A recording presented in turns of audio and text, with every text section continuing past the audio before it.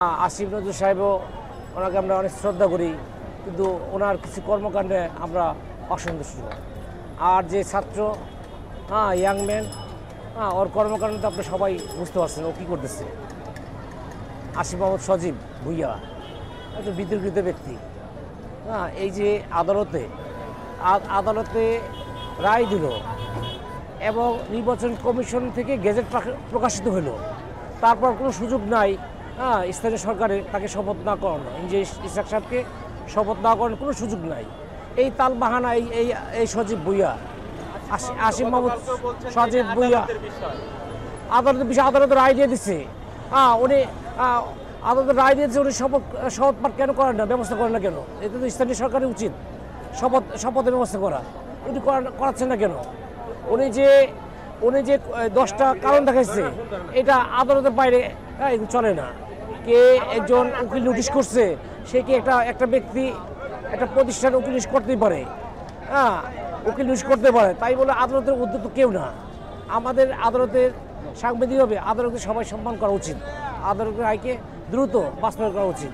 যেহেতু এই সজীব ভুইয়া সহ এই ফেসি হাসিনা অনেক দূষণ এই স্থানীয় মন্ত্রণালয়ে আছে, যারা নাকি ষড়যন্ত্র করছে আমাদেরকে সরকারের বিরুদ্ধে এটা সাংঘর্ষিক অবস্থা নিয়ে যেতে চায়।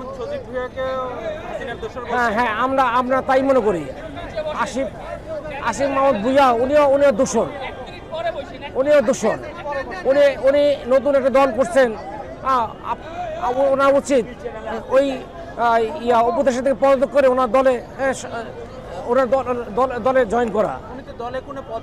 উনি পদে নাই, কিন্তু উনি দল চালাচ্ছেন, উনি এই দলটা চালাচ্ছেন। আপনারা বিগত কয়েকদিন যাবত ধরেন রাজপথে আছেন, ঢাকার বিভিন্ন যান চলাচল না, এটা ঠিক আছে। এখন সাময়িক অসুবিধার জন্য আমাদের আর কোনো করার উপায় নাই।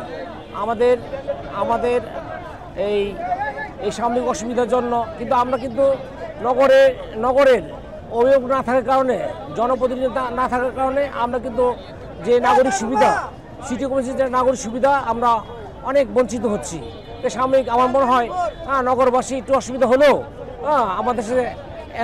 আমাদের সাথে একত্র হয়েছেন এবং আন্দোলন চালিয়ে যাবেন ইনশাল্লাহ। কে বলছিলেন আপনি? আপনার পরিচয়টা দিয়েছেন, আপনার পরিচয়টা। আমার নাম মোহাম্মদ শাহ আলম, কামরাঞ্চলবাসী।